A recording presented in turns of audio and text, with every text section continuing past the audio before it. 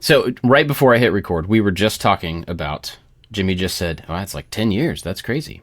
Yeah. And I wanted to I'm picking up a conversation the three of us just had for the people that are listening, because I was looking at our Patreon supporters today. We always thank our top supporters, and I was looking back at the other people, and I went ahead and sorted the list by lifetime of pledge. Wow. Okay. So the other people have supported at different times, but Jared Shaw has been supporting this show consistently since May 17th of 2015. Wow. That's amazing. That's unbelievable. Yeah. Jared, thank you. Thank you. That's crazy. It's not a small amount of money over that time. So that's crazy. And he's not the only one. He's definitely the oldest one. But like Jacques, Spies, I don't know how to say your last name. I'm sorry, Jacques. But that's 2018. We got Gary Burkhart from 2017. Oh wait, they didn't actually put him in. Oh, it put him in join date. Anyway, we got a bunch from 2015. Laura Kampf, March 1st, 2015. Thank you. Unbelievable. So not only is it weird that that's even possible, that we've been doing a podcast for that long, but that there are people who have consistently been supporting the show over that amount of time. They are investing in us, which is like a little connection to our topic today. But I think that's really incredible. And looking back at, people who we've known for that long, who are still around helping us do this and helping us get together. And I mean, we just finished talking for 20 minutes before we even hit record about life stuff and about other stuff that's not going to be in the show, and that's partially possible because of those people. So thank you. Thank you. I know it's a weird way to start the show, but I did. So how's it going? What are you guys up to? Oh, I just showed you guys a picture. I'm trying to find you. I lost you on my screen. There you are. I just showed you guys a picture of the floor, the main floor of the graveyard house. I didn't see no floor. Yeah, there was no floor. It's funny when you start scratching the surface. A few weeks ago, I am working on an episode of the Graveyard House. I always am. Even though I don't talk about it, I don't show too much social media on it until it's ready to go. But there's always something brewing underneath. It's been really cold, so it's been limited. But in these last few extremely cold months, Mike and I went in there and I said, I need to make the main house floor level with the floor I just built in the extension, the part that had all the new foundation bits. And I started peeling up layers of floor. And at one point I realized we're at a layer of floor which makes me completely believe the house might have been abandoned for a certain period of time. Because who would live on this floor? Like this, it's like the paint is all peeled up. It seems like the house was abandoned for a stretch of time, and someone came in and said, let's put a new floor down. And that's one of the floors I peeled up and off. And then I got down to the main original floor, which is really beautiful beech wood, which I saved everything. And that's going to become the back half of the Cadillac. So all this beechwood flooring, it's not necessarily for a woody wagon made in the 40s, usually used ash and mahogany, but I'm going to use beech because I have it, and it's a cool story to say this used to be the floor of the old house. But I got down to what is essentially logs with a flat spot cut in them as the floor joists. Some of them were severely rotten and fixed, but still not passable for today's standards. And I just made the harsh decision yesterday. Mike and I pulled all of these rafters out. So now I don't have a main, you walk in and you could just step right into the basement from either side of the house. And I made the decision yesterday, I'm going to sawmill up all the new timbers that go back in there. It's going to be a little bit of work for me. I have another idea for you. Have you ever seen the movie Help, the Beatles movie? Yeah, a long time ago. Okay, so in Help, I always loved this when I was a kid. They walk up to the front of this townhouse. This is a long way around for a joke. They walk up to the front of this four townhouses, and they all have individual doors, and they all walk into their doors, and they open the doors, and they go inside, and it's all one big room. And when they go in, each person has their own individual little space. One of them, I can't remember who, you walk into this flat floor, and then there's stairs that go down into this little, like, sitting area bed, lower sunken spot. And as soon as I saw that picture with the floor gone, I was like, oh, well, he doesn't need to put the floor back. He needs to put stairs down into a, like, lower, I don't know what you call it, But yeah, you need to make a cool little A sunken- mid-century modern in the sunken 70s, hangout spot. Have you seen a couple times on Instagram? It was a thing in the 60s and 70s to do a sunken floor. Yeah, I guess that's what it was. Yeah, a sunken floor. It was like a chill spot, so you could chill and hang. It's like a dry hot tub basically. And there was an Instagram going around where these people own this cool 70s or 80s, 60s, 50s house, and they realized there was a sunken floor, and they peeled up the rug, and they're like, "Oh my God, what is it?" And there was a sunken floor in front of the fireplace, so they restored it back to the way it was originally made. Yeah. When you're telling the story of the house of like you think it was abandoned at one point, last weekend we just saw this movie called Here. It's a Robert Zemeckis film, and it's got Tom Hanks in it. And the whole movie is filmed from one camera angle.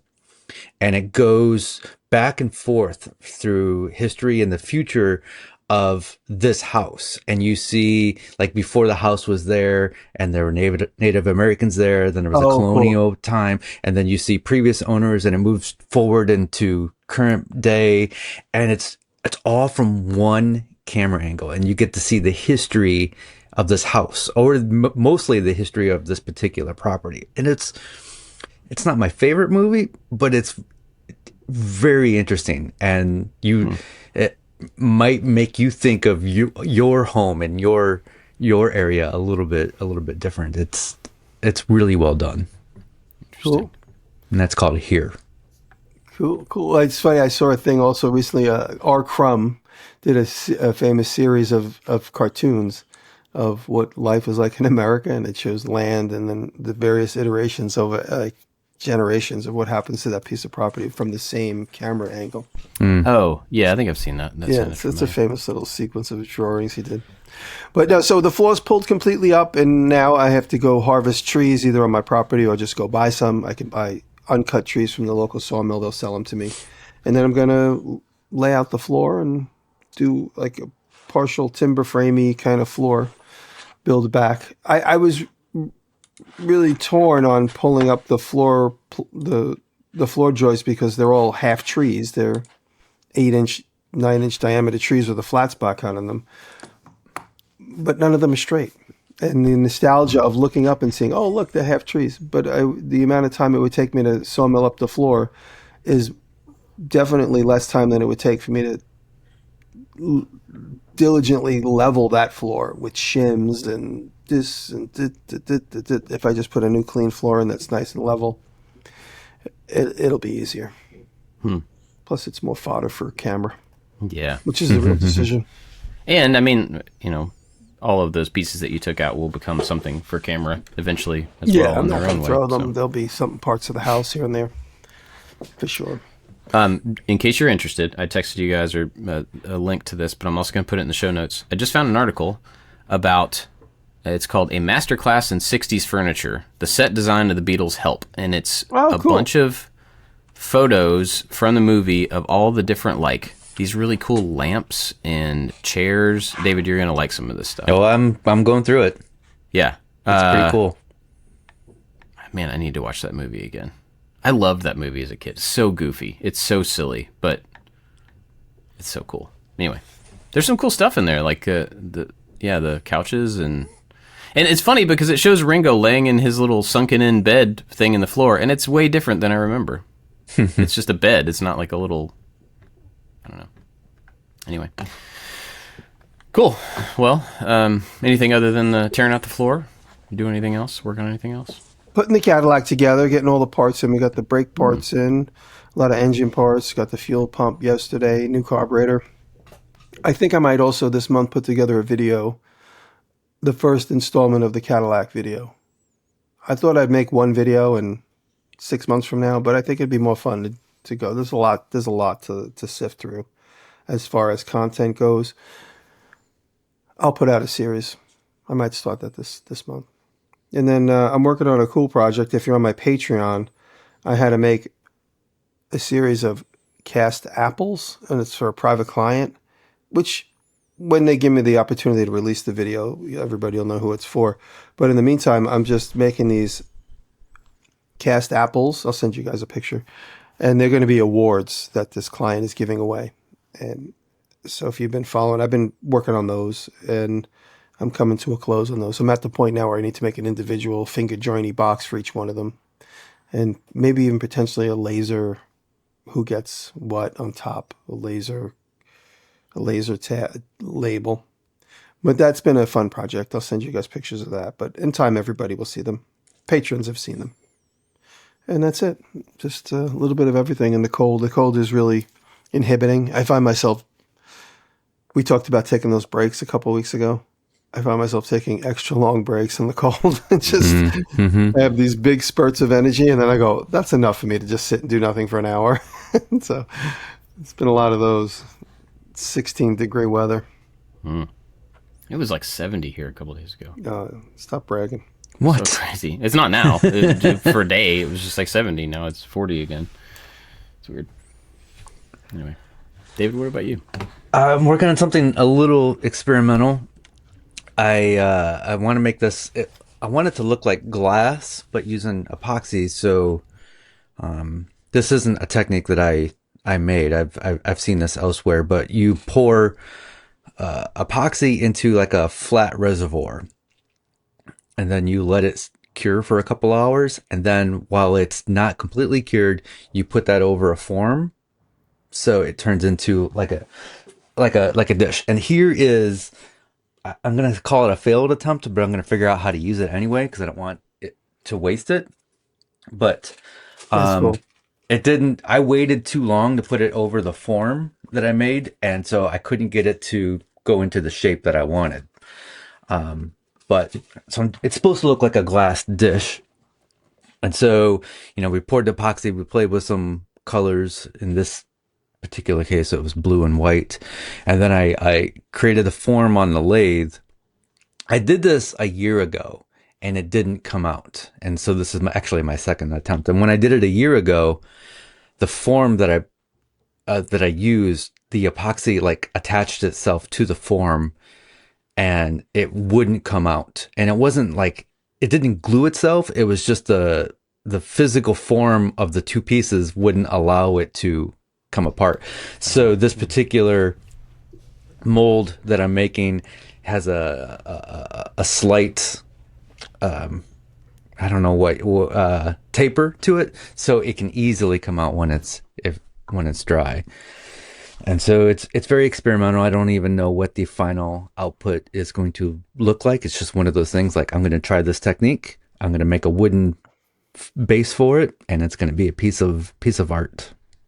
I've had similar concepts with clay. I've been thinking about, and it's only because I've just seen them, so I'm just going to duplicate a process I saw, but just to get my own experience with it, make a dish on the lathe, shape of a dish, roll out some clay, lay it over it, let it dry, pull it off, scrape and clean, and get it ready for glaze and firing. It seems like an interesting, simple, but yet interesting process to get some really pretty regulated images, regulated objects.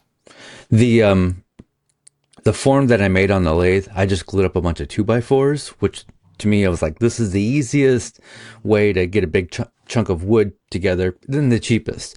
And if you've ever turned 2x4s on a lathe, it is an awful experience. Very chippy, right? It's very chippy. It's messy.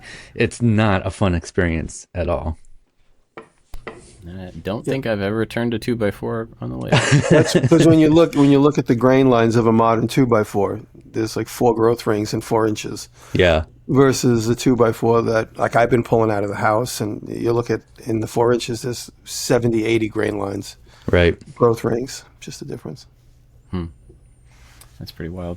Talking about the experimenting thing, I saw on Instagram yesterday this account, and I think it was like a home renovation account, like a company that does home renovations or something. But this guy was working with plaster of Paris, and he was kind of goofing around fixing something.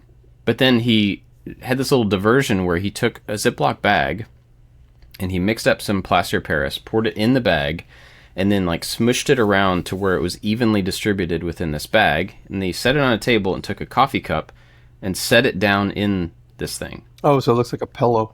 And then he let it cure and then pulled the bag off. And you have this little pillow-looking coaster, but it had all the creases and all the folds around the corner. It was so cool. It's so simple. I mean, it's like a kid's art project, but Yeah. Yeah, it it's still showed really several fun. of them, and it got me thinking about similarly, like how do you take a fluid thing, put it in a container until it's not fluid anymore to get the shape of the container, and what else could you do with that? What else could you use as a mold that's kind of a non-traditional mold, something a little more not natural looking, but not When as I mold was- made. I don't know how you say that, but Biomorphic.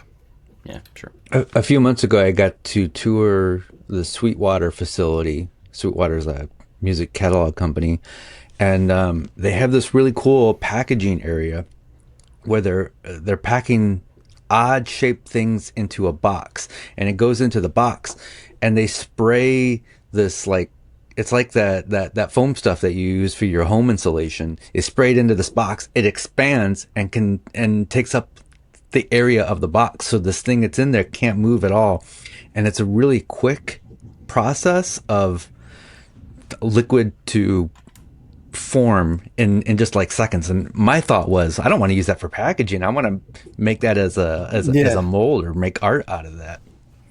So you should talk to Matt Cremona, because he does that. He sells kits for chairs and stuff, which I have no idea how he does all the different things that he does. But he manufactures these hardwood, really nice kits, and then he puts them in boxes. And I've seen him. He has reels of him like laying that plastic over, spraying that stuff in, and then you like have to seal the box up before it expands too big, But apparently that's just a system you can buy, Or he bought it anyway. I'm sure you can get it from Uline. Yeah, probably. Okay. It's an interesting thing, though. I had lunch with Brian Prusa yesterday, and we were talking about. I owe Brian some videos. I'll do that today. Sorry, Brian. And we were talking about Matt, and just like that dude he made his floors. He's making his kitchen, like he's making his house. Like nobody does that. That's amazing. And like these are trees from his property that he's Must say turning I'm into a inspired by house. Matt. I know Matt's done Yeah, that. So it's when it so comes cool. to this sawmill, I'm like, I'll just make my own stuff like Matt has. Yeah, 100%. I want to be like makes- Matt. He makes it look really easy, but then when you look at his giant sawmill and his warehouse in his backyard and his tree farm and and he's been investing in building this whole empire for quite a while. It's awesome to see. The Matt Cremona Empire. What's up, Matt? Yeah. Speaking of Brian, while you guys were talking a minute ago, I flipped around the audience list in Patreon because something looked off to me about my order of people. Turns out the people that I mentioned were not the oldest ones. Brian is in the group of oldest ones. That's what I thought of it. He's been supporting us since February of 2015, but it actually goes back even further. The oldest one in the list is Jeremy Gunkel from December 14th of 2014. Whoa, and we started in October. That's wild. Thank Wow. you. So I was, I appreciate all of them, regardless of where they sit in that list, but I knew something was wrong about my list there. Anyway, Brian's a good guy. Brian's been around for a long time. Let's see. For me, what have I been doing? Oh, I've been recording the course, and I've made some pretty good progress on that over the last week or so. And that's going really well, and I'm in kind of a weird spot with people buying the course. Like, I want to make sure that everybody who's buying it now knows that it's still worth buying, but it's going to get better. It's going to get updated. And so I'm trying not to... People are, like, asking me questions about the course. I'm trying not to talk them out of waiting because it's just going to get more expensive. They should buy it now. But at the same time, I'm still recording it, so it's going to be a little while before those updates are... Anyway, I'm trying to figure that out while recording it and also working on the next project, which is a kind of weird one in that it's this guy I know who used to be a professional soccer player. He now does soccer training, and he trains a bunch of people I know. And he's having a tournament for a game called Pana, which is basically one-on-one soccer in a little pin. So it's a closed space with 2 goals on the sides, and you get in and you just battle in a small space with one person. So he's having this tournament. So he asked me to build him this court for this thing. It's a 6-sided, each side is 8 feet long, 6-sided court with 2 goals built into it. It's like 3 feet tall. It has to be able to come apart into individual panels, but the goals have to be able to come off, and it has to withstand, like people playing soccer in the small space, and you got to be able to get in and out of it. So there's all these like weird little, it's not difficult to build, but there's all these little things to think about, storage and movement and all this stuff. And he needs it in like 10 days. So I recorded a bunch of course stuff, and then I quickly designed this thing and got it approved, and then now I'm just building this weird structure that is too big for me to put together. So I can't actually I can't test it really, and I'm not sure how I'm going to paint it because it needs to be all painted. It's just a lot of material and a lot of panels. So I'm doing that. I think it's going to be really cool, though. Once it's done, it will be something that will immediately go into use. I'm going to finish it within a couple days of this tournament, and then it will go in, and I'll be able to get footage of people playing this game in this thing, and it should be interesting. And so I'm kind of switching back and forth. The cool thing about that, though, is that I was working on it yesterday, cutting tons of plywood and 2x4s and, all this basic woodwork, not fancy woodwork, but basic woodwork. And at the end of getting all this stuff done, I went to walk out of the shop, and I looked down, and I was just completely covered in sawdust, like head to toe. And I smiled because it was the first time in quite a while that I had done that kind of just slam together 2x4s and plywood and get something done and route and cut and just, it was just a little more manual. And like, I love solving problems, but this was not a problem solving thing. This was just a cut the wood, screw the wood, move the wood, and everything smelled like sawdust, and I was covered in it. I don't know, it felt good. It was something I hadn't done in a while. So yeah, between those two things, that's kind of what I've been doing. And I've been shipping a lot of the little webcam mounts. Nice. Which is cool. And I've got a little station put together for assembling them, because I've got little stainless steel pins you got to knock in to put one together. And I go to bed and I print 5 of them overnight, and next morning they're done, and I just assemble them. And it's kind of neat, kind of getting a process for that, which is cool. And I'm already coming up with ideas for a version 2, ways to make it better and more flexible for different monitors and different cameras and that type of stuff. But I haven't actually started designing any of that because I'm busy. So one of those days. We had kind of a topic. David, you had an idea that you had brought up. You want to talk about that? It's hard I'm not to sure take how we ownership got of to it, the because we had a big conversation beforehand, and that led into this. Yeah, it was I can't really say I had an idea, but we were talking about investing in ourselves, investing in potential, and I made a video of a couple months ago, and it was all about collecting potential. Mm-hmm. And whether you're investing in yourself as a business or as a creative, more time to just rest and make stuff for myself. So I don't know where we start with this, but this is something I've been thinking about a lot lately, as far as like, I need more downtime. I need less obligations. I need to worry less about business stuff, and not everything has to be a money-making on-camera thing. Some things can be just for me, and I need to invest more in myself and downtime. Mm-hmm.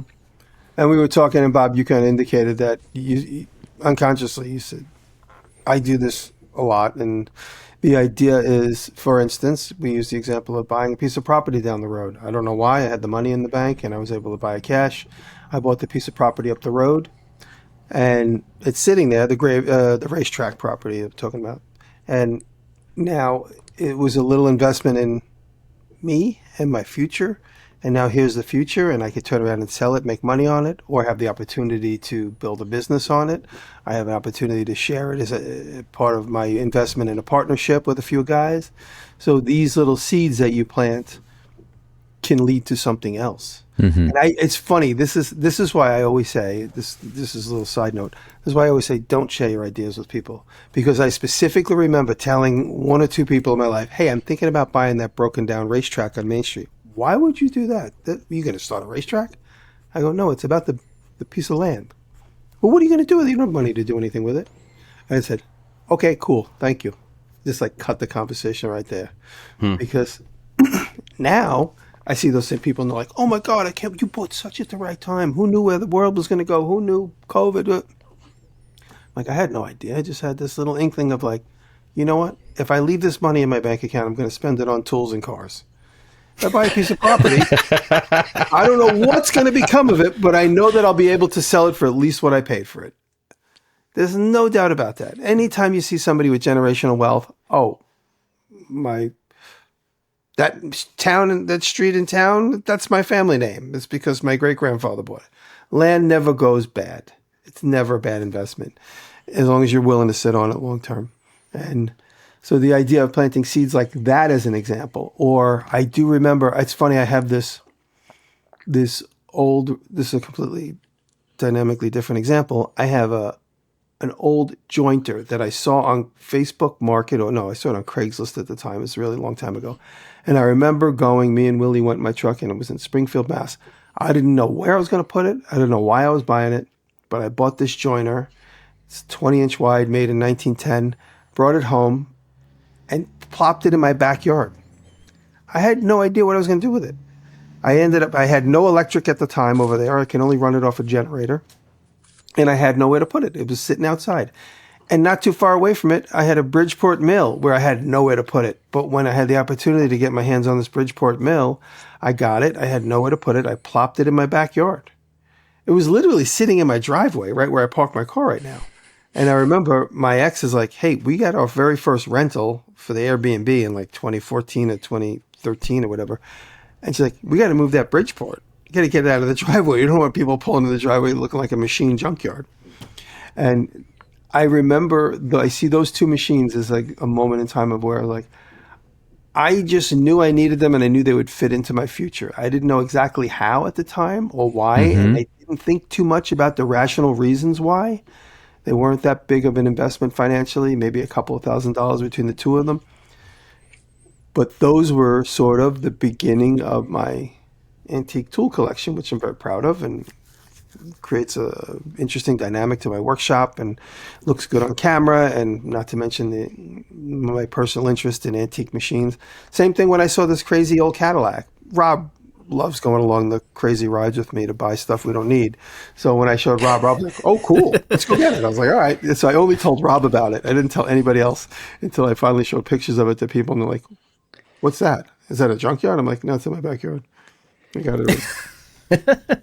It's funny. You gotta. We're all very selective on who we tell our ideas to. One of us, I won't mention names or what we're talking about. One of us says, "I need you to talk me out of this thing." Yeah, I'm like, "Oh, you're talking to the wrong group." That was me. I'll just go ahead and I'll own that. That's kind of how we got started here. This concept. Yeah, but I was like, I'm going to ask you guys to try and talk me out of it. I'm like, no, go for it. Do it. I knew you wouldn't. No. But yeah, that idea of planting these little seeds, and it's funny, I'll tell you flat out, when I bought the Cadillac in September or August or September, it sat there and I was like, it's probably going to go back to the junkyard. I don't know. But something attracted me to it. I was like, I saw a car that was missing 75% of its body, and I said, I want to fill that negative space. I immediately have a vision I could fill that negative space, but there's all these other hurdles. The wheels need to turn. They need to not be flat. The brakes need to work. And then as me and Rob dug into the car, we started realizing basically everything is there. It's just not maintenance. And if we maintenance it, exercise it, replace some of the simple parts, we have the actual part we know we need a new one of, so we can go and have good reference for it. So as you start digging into stuff, anyway, the bigger picture here is how can you plant seeds for yourself? Whether it's buying a certain type of tool, or whether it's a piece of property, or keeping your eye on that piece of material, you know. Well, I remember years ago buying half hides of leather with a credit card, and then the leather sits around. I'm afraid to cut into it. I don't know what I'm going to do with it. I just know I needed to have it near me. And now I cut into a piece of leather like I'm cutting into a piece of cheese. I don't even think twice about just cutting off a big chunk and throwing it in the laser. But getting over those fears and planting the seed of this material that's going to sit around. I don't know why 100% I was attracted to it. I didn't even know what I was going to make out of it. But just planting the seeds to develop that skill. Same with the CNC machine. You guys remember when I bought that CNC machine for $7,500 on a credit card. It was, at the time, this was 2012, 2013. It was, I didn't have that money in the bank. I bought it with a credit card. $7,500. And I was like, whatever the minimum is, $50, $80, I'll just pay that until life gets easier. And obviously it did. But investing in yourself and planting those seeds. I didn't even know how to use the CNC machine. You guys are going to laugh. The first couple times I used it with Vectrix, which I didn't know how to use either, I made 3D cutting paths. I was like, why does the machine have to literally go over the negative space with the cutting head and then cut in and cut out? I was doing a full 3D cutting path to make my logo, which means the cutting head thinks it's cutting material, but it was cutting air, and then it would dip in and cut the letter and come back out. So it had a feeler. Imagine if it was a feeler gauge. It had to literally touch every aspect of the material when it was only cutting out 10% of the material. I was like, why do people want these things? This thing takes forever. This is stupid. But I was cutting a full 3D path on the piece of wood that was only cutting the letter. It really should be a 2D path, which takes probably 2% of the time that the 3D path would take. But just planting those seeds and then in time learning the right way. And now I'm so confident that if I just get anything, I'm like, there's got to be a YouTube video for this. Even with the Cadillac, every time I come across a hurdle, I'm like, there's got to be. I just like, whoop, find some knucklehead that filmed himself for 3 minutes pulling a brake caliper apart or something. And it's always out there. But just planting seeds for yourself, and whether it's material, property, skills, tools, whatever. And I think one of the... Well, go ahead. Real quick, a lot of the times, the reason you buy the thing or you acquire the thing is not how you end up using it in the future. Like I'm looking at I bought my first miter saw on Craigslist. Who would have known that I'd be using that to make YouTube videos a few years later? This microphone, I bought it because music, and now I'm using it to record a podcast. And so these collecting this potential is not always a straight path. There's a lot of left turns, and you never know. And sometimes it's just really cool to have that leather just sitting there waiting for you to use, and you can cut into it at any time. But I do think one of the skills around this is learning how to manage the risk of that kind of potential. You know, it's easy for us in what we do for a living to say, like, of course I can just I buy a tool and it'll wait around until I find a use for it. And somebody who can't justify that through their business, that's a little bit harder of a sell to, you know, somebody who's an accountant or somebody who works at McDonald's to be like, yeah, I'm just going to buy that, you know, Festool thing and hope that I find a reason to use it these days. So I do think that there is a certain amount of wisdom that you have to carry into this thing. There are many ways to invest in yourself that don't cost anything. I want to throw that out there. But if you are investing in property or in tools or materials or the type of stuff that we're talking about at the moment, I think you have to use wisdom there and not just collect to collect without some sort of an awareness of how much you are investing and what the kind of like what the turnover of that investment is. Just like, you know, you buy a car, as soon as you take it off the lot, it is worth less. And the more you drive it, it's worth less. Some things, you buy a fancy baseball card with famous person signing on it, it's just going to get more expensive. Land is always going to get more expensive. So managing the risk of that potential investment or that investment in potential, I think is something you have to be really, really aware of. But one of the things, like, we're talking about this in a business kind of financial sense, maybe. But I think, David, you and I were talking, or you were starting to talk about these kind of these moments of investing in yourself in a way that's not financial. It's about improvement, or it's about comfort, or it's about rest, or it's about, I don't know what you had in mind when you were talking about that, but I think there are many ways that we can do the same kind of thing that don't cost anything, or it doesn't cost, a festool or property kind of money. And so, like, for me, I know I've talked about, at the end of last year, I talked about how I had these things that I wanted to do for a month at a time this year to try to just learn how to do this thing that I've always wanted to do. I did that for January. I did that with soccer juggling, and I started making a video about it, and the video was really boring. And I kept recording, but I don't think I'm ever going to do anything with that video, because that wasn't really the point. And as I got to the end of the month, I realized that I was trying to take something that was about improvement, or about it was about me, and I was trying to make a video because I thought it might be it's just not worthwhile. So I'm still going to do the thing, but I'm not going to make the video. But the thing about that was that in figuring that out, I realized that I was trying to kind of I was accidentally hamstringing my own growth by trying to wrap it in content. And so I think we have to be careful, or at least I have to be careful, about trying to make self-improvement worthwhile for other people. It's not called other people improvement. It's self-improvement. And so just by taking that part of it out and just trying to get better at something, for me, that's the point of that exercise. And so that's what I'm going to continue to do for the rest of the year, is do those months of things. Some of those things are like soccer juggling, has no purpose. It has no, I'm not going to become a soccer player, like anything more than like a goofing around level. But some things do have another purpose. Another thing on my list is learning ASL, sign language. I've always wanted to learn sign language. I wanted to learn it when my kids were small so that I could actually talk to them, and we never did. Jenny and I have talked about this for years, and we just never done it. And I'm like, what if I spent a month? It's the same kind of thing. It's like not that much time. 15 minutes a day for a month, I would know enough ASL to be conversational with somebody who couldn't hear. And that's worthwhile. That's good for me. That's good for somebody else. I could be the person in a whole group of people that could actually communicate with somebody who needed help. That's good, right? So there's a lot of things like that I think are planting seeds. It's preparation. It's investing in yourself.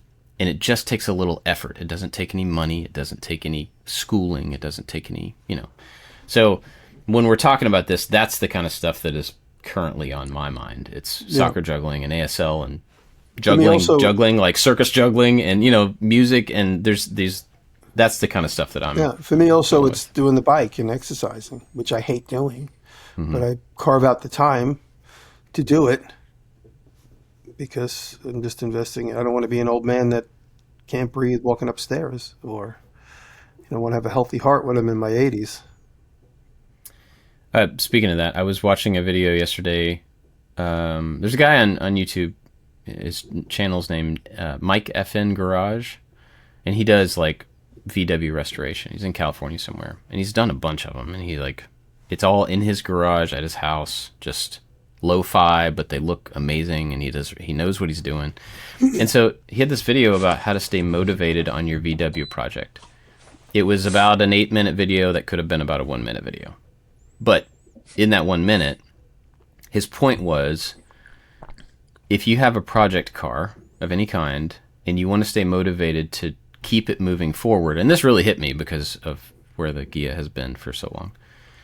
He was like, when you get home from work, take 10 minutes. Every day when you walk in the door, you go straight to the thing for 10 minutes. You put a time limit on it, and you get something done. You clean half side of this exactly thing, what I do with my car. Every take day out I these do bolts, or use something. 10 minutes, and then you're done. And then you go be with family. You have responsibility. But the reason that he kind of brought that up was because he said he had this one vehicle in his backyard, and he was looking at it, and it was stuck, and it was difficult, and he was stuck on it and everything. And he realized if he died, his wife would be stuck with a pile of unfinished car to figure out to do with. And then, in my mind, I'm thinking, yeah, like on top of the grief and the family and all of the other stuff that somebody has to deal with in that situation. Then they have car parts.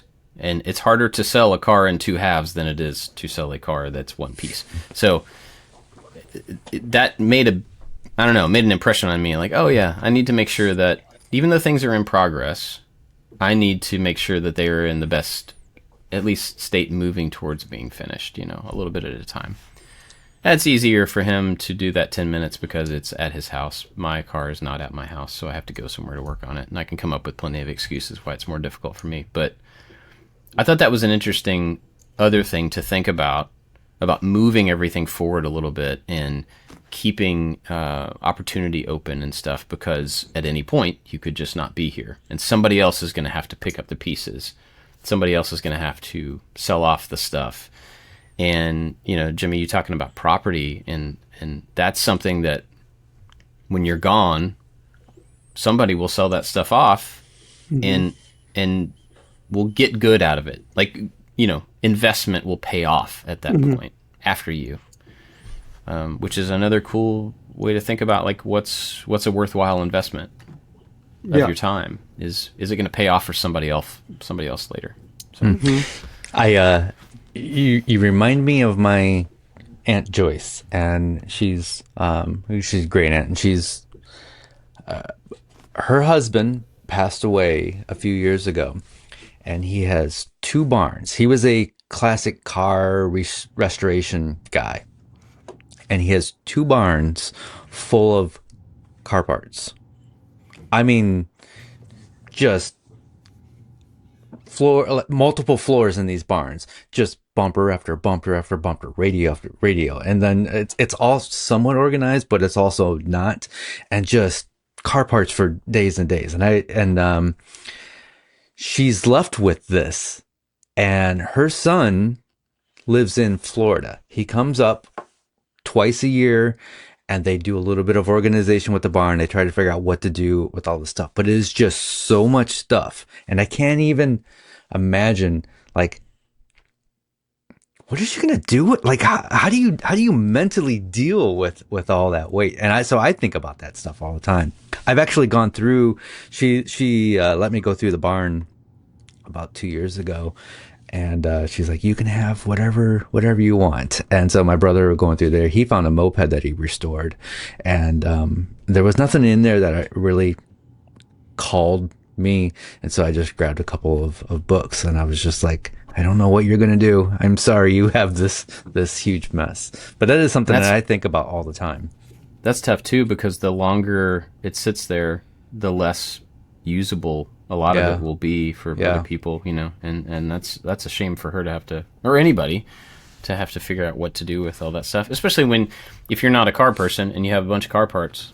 And I think about that with my toys. Like, I have these toy collections behind me, which I've tried to be reasonable about, but like my kids don't know what any of this stuff's worth. They don't even know what most of it's called.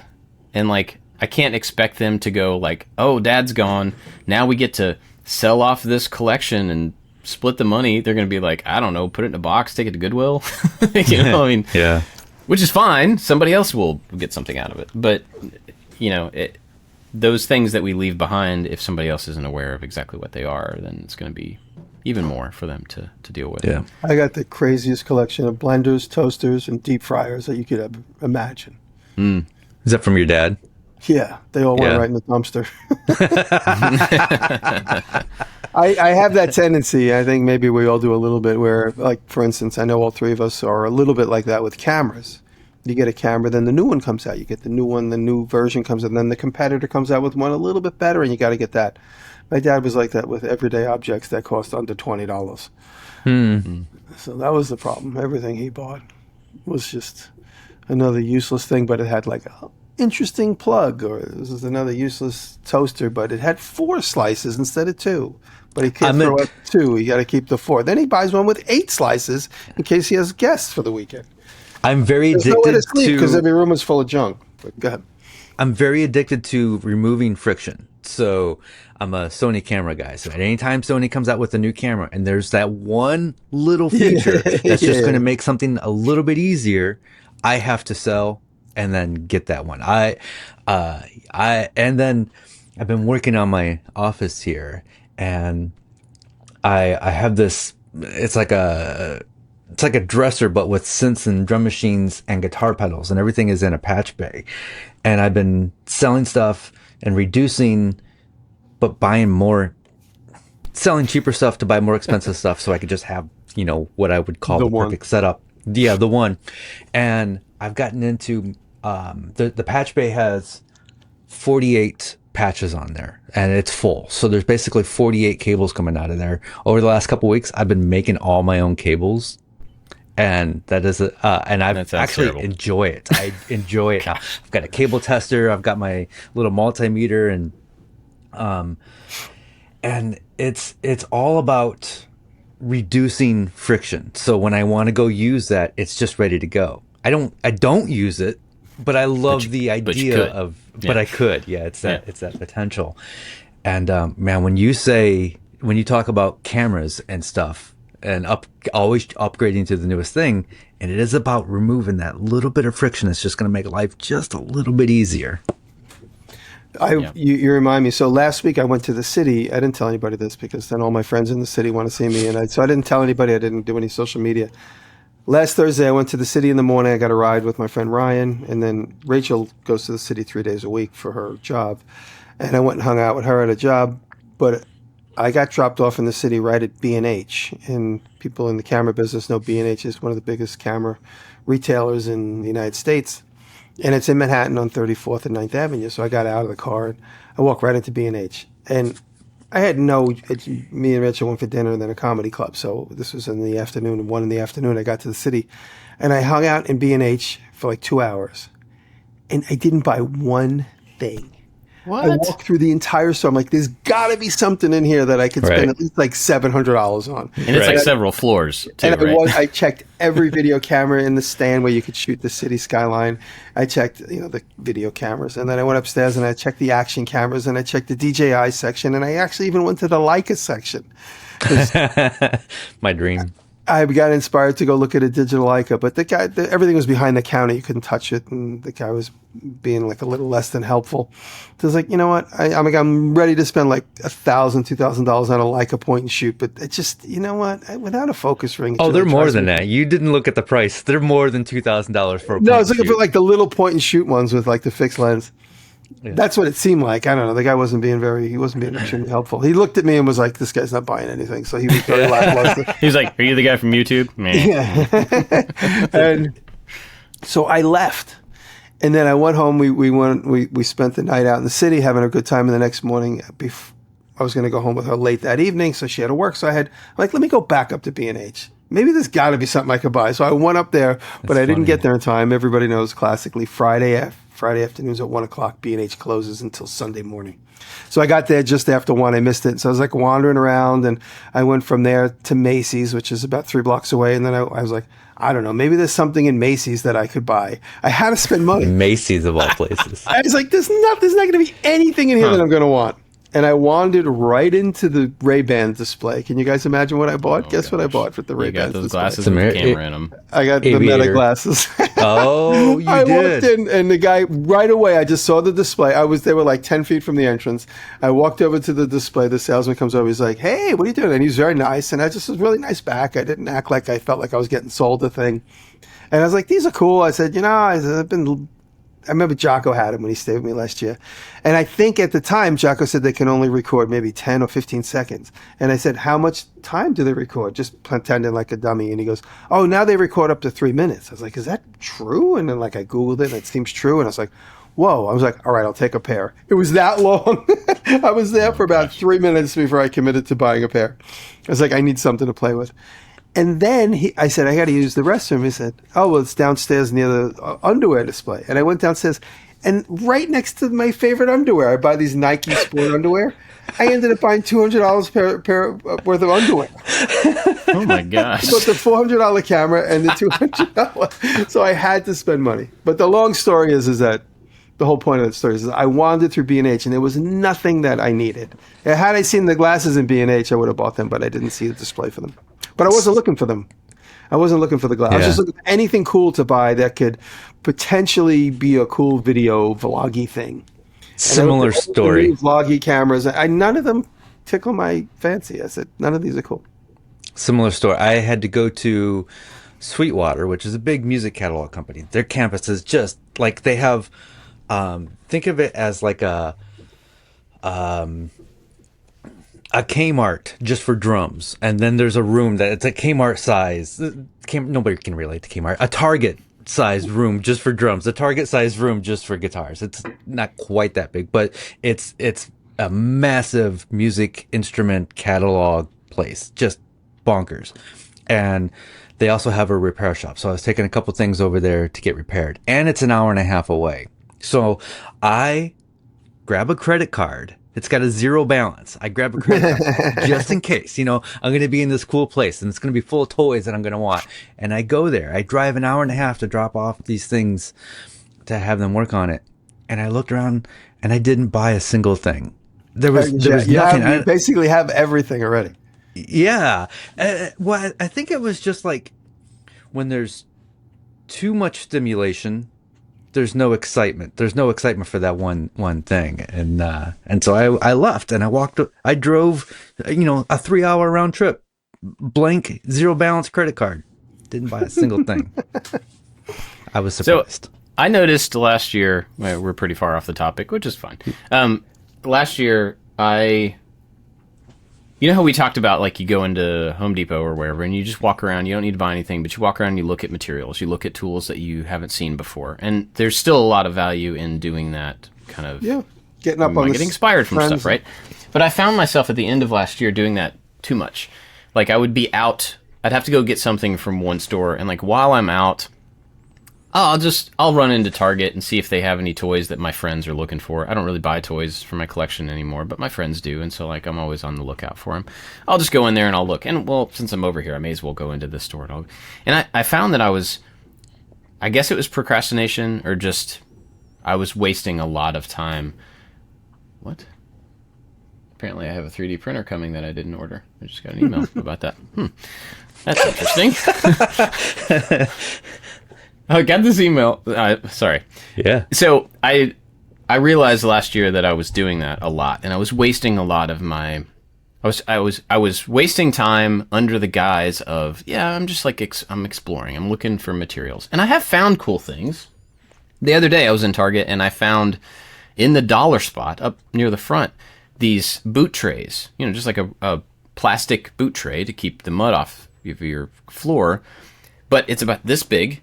It's got a grid raised into the bottom of it with about a 1.5-inch square grid and a lip on the outside of it. And as I was looking around, this thing was $1. And as I was looking at it, I'm like, oh, this is the perfect assembly area for these little webcam mounts, because I can drop all of the stainless steel pins into one of these little squares. I can put this and this.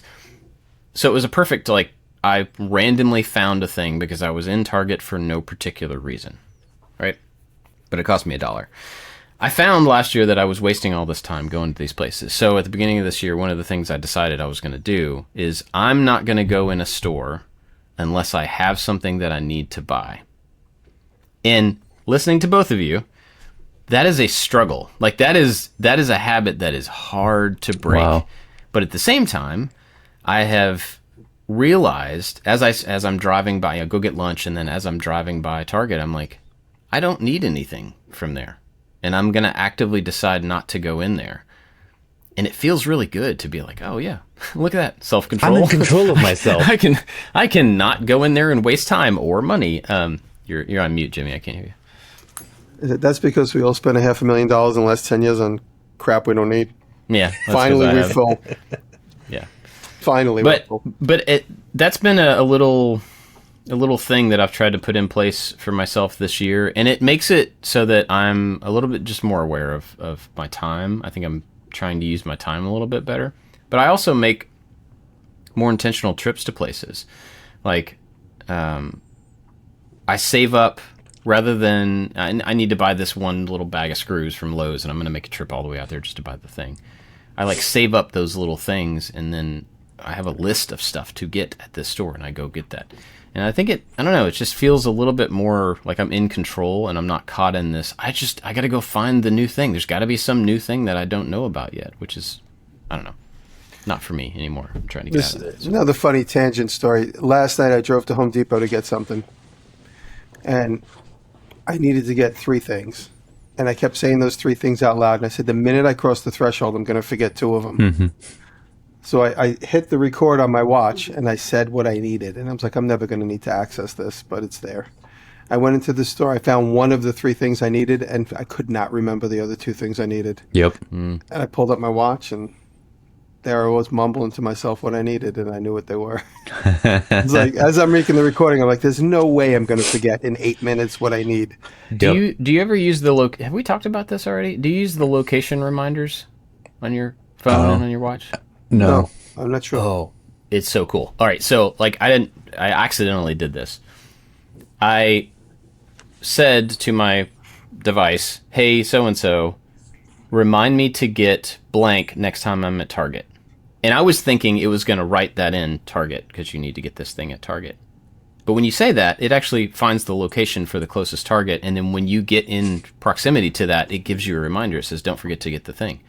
I'm like, "Oh, well, that's awesome." So now I'll be like, "Hey, remind me to get this many sheets of plywood next time I'm at Home Depot." Next time I drive by, it's just like, go get plywood or whatever. Oh, wow. So it's not it's just more of a random location reminder, not necessarily a time and date.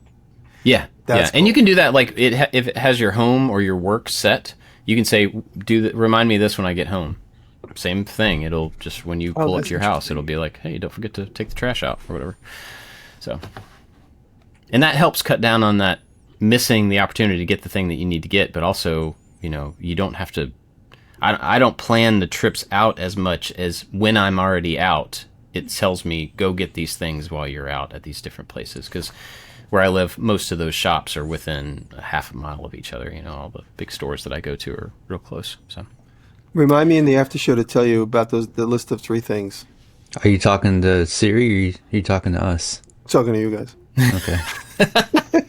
Yeah, I don't think Siri knows what the after show is.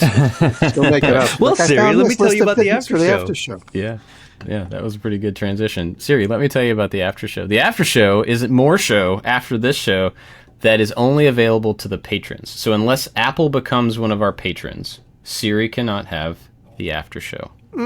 Sorry. Dear Tim Cook, please become a patron of our podcast. Tim Apple. Big thanks to everybody that supports our show. Those people that have been around since 2014, all the way up to the people that join now. We're grateful to every single one of you for supporting the show and for, letting us talk through this stuff. I hope our random conversations are at least enjoyable, if not useful. I hope they're both, but one or the other is good. I'm happy with that. Big thanks to our top supporters. That's Nick, Ryan, Corey Ward, Albers Woodworks, Works by Solo, Chad from Maincrafting, Rich at Low End Design, Odin Leather Goods, Sean Beckner, Scott at Dad It Yourself DIY, Jeff at the New Janky Workshop, Warren Works, Michael Manedjan, Crabtree Creative, OMG Made, and A Pretty Big Deal Inc. Thank you. But also, Thank you guys. there's people like Jeremy that I was talking about before. That's just awesome. And if you want to become a patron, you have to go to patreon.com/makingit. Sign up at any level. You get the after show. There was some discussion this week about, on our Discord for I Like to Make Stuff, people were trying to figure out how to get the main show and the after show in their feed, like, next to each other, so that they could continue, they finish the regular show and it goes right into, because they're separate feeds, and I guess somehow it's not doing that for them. Because what we do when we record is we just keep going. So, like, by the time Jimmy goes, "I love you," and then I immediately go, and the after show. It's just one long show for us. Mm-hmm. But I never thought about the fact that other people have to, like, I finished an episode. Now I have to go to the next episode and find the one and then click the thing. Sorry. What you need to do is unsubscribe from all your other podcasts. So you only subscribe to those 2 feeds and then just have it autoplay. And then you will never have to worry about that separation. Yep. Yeah. That's the answer. Cool. Well, big thanks to everybody over there. We do appreciate you. You guys have anything to recommend this week? I looked at my history, and yesterday I looked at about, between killing time through all my very big accomplishments, I watched about 15 videos of Joe Cocker singing in the 60s and 70s. And if you want to see an extremely soulful singer that could maybe make you cry if in certain performances, specifically the Woodstock performance, a little help from my friends, go check out Joe Cocker. It's one of my favorites. Just Google Joe Cocker. Cool. And YouTube, you'll see some amazing performances. No assist, just a crazy guy with crazy talent singing crazy songs. The first thing that comes to mind is Woodstock and the iconic Joe Cocker performance. I was talking to my kids about, I was playing them some Jimi Hendrix, and they've heard Jimi Hendrix growing up because I'm a fan. And I was talking to them the other day. This is a long story. Anyway, they didn't know that Jimi Hendrix played at Woodstock, and they didn't know about the Star Spangled Banner. And so we were in the car, we're waiting on somebody picking somebody up or something, and they were like, "He played the Star Spangled Banner? That doesn't sound very interesting." And I'm like, "Hang on a second." So I pulled up the Star Spangled Banner, cranked it, and they were just listening the whole time. And then I looked back, and when the acid kicked in or whatever, and he freaked out, and it just goes bonkers. They're back there just like holding their ears and kind of like, "Okay, is this still the same song?" But I love it. Anyway, what you got, David? Going back to the forgetting things, just real quick. I have these ideas all the time, and I forget them. And I thought it's just like, I just have a terrible memory or whatever. And I've heard David Lynch talk a few times about he's forgotten many great ideas, and you should always write them down. Or record them in Jimmy's case. Because so many times I think of something and I'm like, oh, that's so good that I'll remember it. It's so good that I'll remember it. And I don't. And just like 10 minutes later, we're like, what was I just thinking? Yeah. Because our brains are always turning and we have to write things down. Anyway, my pick is, it's a CBS Sunday Morning YouTube clip. And it is called New Sounds. Check out these new musical instruments. And basically, it's this little segment. Georgia Tech College has an annual musical instrument competition. They've been doing it for like 15 years. And these are all musical instrument inventions. And some of them are weird, some of them are cool. But it's a cool little clip. And I think applies to the maker and all of us. Are you guys familiar with the Frank Zappa clip from when he was on the Jack Parr show? I don't think so. I've seen it. But you got to look at it. Frank Zappa, before he was Frank Zappa, he was a dapper kid in a suit in black and white on the Jack Parr show, which was the previous to Johnny Carson, playing a bicycle. He brought a bicycle on and made music with a bicycle. And you could see the early beginnings of Frank Zappa's snarky anti-establishment behavior while he's like still a high school student, perhaps maybe a college student. Oh, it's gone around. I have it up now. Yeah, I want to watch this now. It's great. It's great. Yeah. Cool. So mine is, I don't know if this is interesting to anybody or not, but I got an email from a company who is coming out with a laser welder. Oh. Yep, and I might be getting one of those too. The Kickstarter that's coming out February 11th? No. No? Okay. No. All right. I'm super excited about laser welders because... So I got this email and I was like, laser welding? Wait a minute. I didn't think it was a real thing. And so then I started watching videos. Turns out it's a real thing and it looks awesome. Yeah. And so I found this video from weld.com and Jimmy, you and I at least have been on their podcast. Mm-hmm. And Bo... That's his name, right? Bo. He gets taught how to use a laser welder and uses it in about 10 minutes. And so this video is really good because it just talks through what's actually happening and the necessary parts of doing this. And in just a couple of minutes, he's laying down these welds that are just way better than anything I could ever do in any other type of welding. And it takes no particular... It does take skill, but it doesn't take the same kind of skill. I might have the opportunity to get one welding. when the time arises. I think I'm going to say yes. I mean, it seems like something that I should not get because it sounds cool, but I probably won't find a use for. But then I started watching them use it and I wonder if you talking could about use it how on the car. Well, yeah, talking about how cool it was, like how temperature cool it was to the surface. And I'm like, oh, body panels. That's the problem with body panels. Yeah. So I actually think I could, use it. But this video walks through what it is, and it's a different brand welder and all that type of stuff. It has nothing to do with that. Ed just didn't know anything about laser welding, and this explains it pretty concisely. So I'm going to put a link to that. So, and then maybe we'll all get laser welders. That'd be cool. I'll talk a little bit more about it in the after show. Okay. Somebody sent me a link to. I talked about the Christmas gift I got from Rachel, which is a antique handgun. Oh yeah. Cowboy gun. Yeah, I think I'll talk about it in the after show. Cool. Just as laying it out there because I don't remember if we talked about it here or there, but we didn't. And Ed, it was since last week. I think that email came in. Cool. All right, you guys got anything else for this week then? That's it. Thank you. If you're listening to this and you have the after show, get ready to click the button to go to the after show, and it will sound as seamless as possible. Ready? Thanks for listening. Love Catch you. you next time. Love you. Hey, the after show! Yeah, the after See how show. seamless that was? That I mean, was- probably. I didn't know. even notice. I didn't even hear the click.